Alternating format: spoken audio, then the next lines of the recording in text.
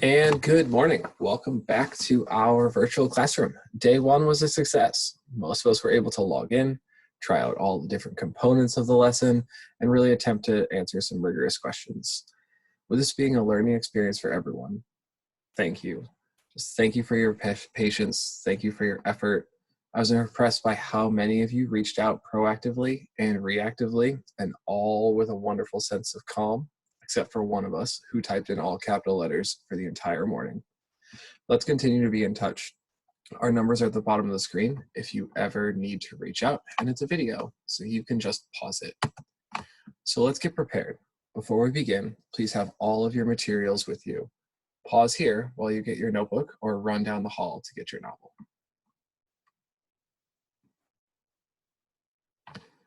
Welcome back. Let's ground ourselves when things fall apart. This is our last day working with the novel, and we were the only uncommon high school lucky enough to study it. So let's go back to the beginning. Achebe opened with an epigraph, a short quotation at the beginning of a poem, short story, or other text that introduces the larger themes of the text by Yeats, a famous English poet. We note at the start of our study that this would be an important moment because epigraphs are chosen intentionally. So please go back through your notes or turn to the beginning with your annotations and remind yourself what you thought this quote meant before we even started reading. Pause the video here and reflect on your thoughts. Hi, welcome back. On today's notebook page, jot down if you agree with your original idea, or if it's changed a little. The nuance matters and will very much help with your exit ticket. Pause the video here.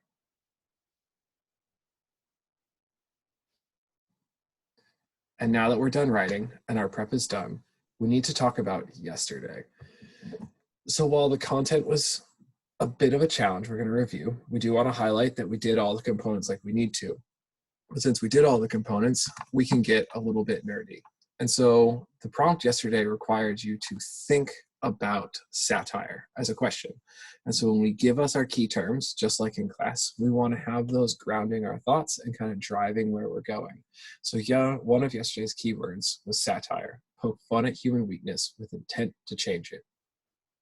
The Do Now text was a piece written by Winena, and we missed the tone entirely. And so we start with the blurb, just like we do on the SAT. The text stated, Winena was the founding editor of Kiwani, a leading African literary magazine. He won the 2002 Caine Prize for African Writing and has written for Vanity Fair, Granta, and the New York Times. He passed away in 2019 in Nairobi at the age of 48. So now let's zoom in on some key information from this blurb that will really kind of guide our thinking. Winena was a leading author in African literary magazine. He won an award for African writing and he lived in Kenya. Putting these pieces together, how do you think Winena felt about Africa? Probably positively, right? So then the blurb matters this much because it changes our context. So before we've even read the piece, before we've even thought about tone, we know who our author was. And that's why we tell you to do it on the SAT. It's why we tell you to do it all the time. This context is there for a reason, because without it, we miss the piece. So now that we know who Winena was, we can analyze what he wrote. And so he's quoted saying, don't get bogged down with precise descriptions. Africa is big, 54 countries, 900 million people who are too busy starving and dying and warring and emigrating to read your book. As a proud African author addressing Western, largely white authors and their portrayal of Africa, and if you think of what we said about Conrad and how he wrote about Africa in the Heart of Darkness, what's the tone in this quote? Do you think he really believes that all Africans are, quote, too busy starving and dying? Most likely not. And so we started with who, we went to what was said, and so now if it's satire, we have to ask why. Well, it tells you why in the definition, to change it. And so what does he want people to change in their stories? He wants them to change the way they're oversimplifying and patronizing and just like overall generalizing an entire continent of people. Let's make sure we stamp that by putting it in your notebook. You pause the video and I'll wait here for when you get back.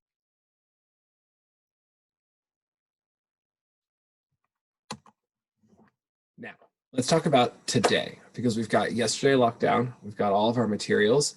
Here's how it's going to go. We're going to wrap up this video in like 5 minutes because we have a few things to organize. You'll move into the do now. It is timed. You have 10 minutes. I'm telling you again, the do now is timed. You will have 10 minutes. We'll meet in the seminar. I'm going to explain more about this very shortly based on your feedback. And then you'll submit your exit ticket for a mastery grade. I'm grading it like I do in class on the same rubric. So please make sure you finish that today.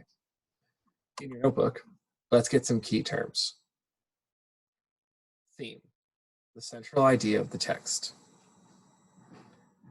Point of view, the perspective from which the narrative is told. You should pause here while you jot these down.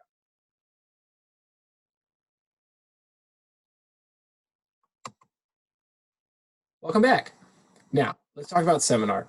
We're going to go with a new approach because I admit the discussion posts was a better idea in theory than it really was in practice. And that's on me.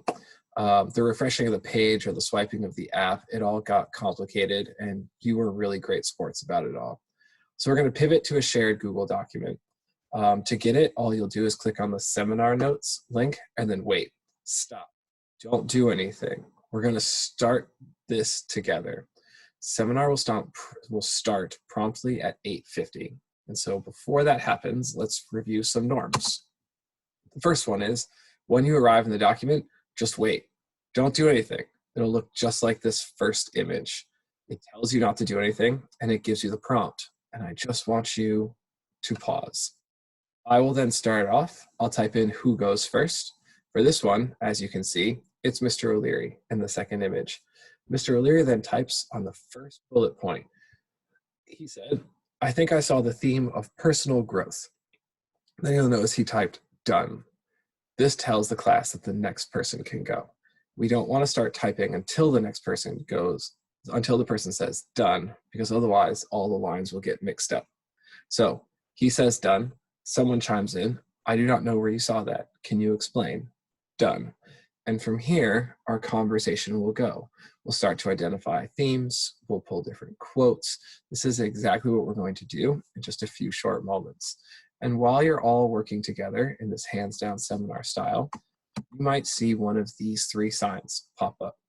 If you see one, I'm going to ask that you all just stop typing exactly where you are, because someone said something that we need to bring attention to, just like in class when I pause us and say, like, can you please repeat that? What do you all think about this? This is the digital equivalent of that. So if you see one of these signs, just pause. And then we'll all go back and analyze that idea together. So here are our next steps. You'll go into the do now. It's time for 10 minutes. When you finish, you'll come to the seminar notes. We'll be there by 8:50, and this will go until 9:10. You will then have 20 minutes to type your exit ticket and submit it for your mastery grade. There is no homework tonight. Tomorrow we are reading and annotating and planning for a synthesis essay. As of right now, you are not writing that essay. And then tutoring is an invite that you will get tomorrow for Friday. If you don't hear from me tomorrow about tutoring, then you won't see me on Friday. You'll be missed. With that said, please stop this video and go into the do now.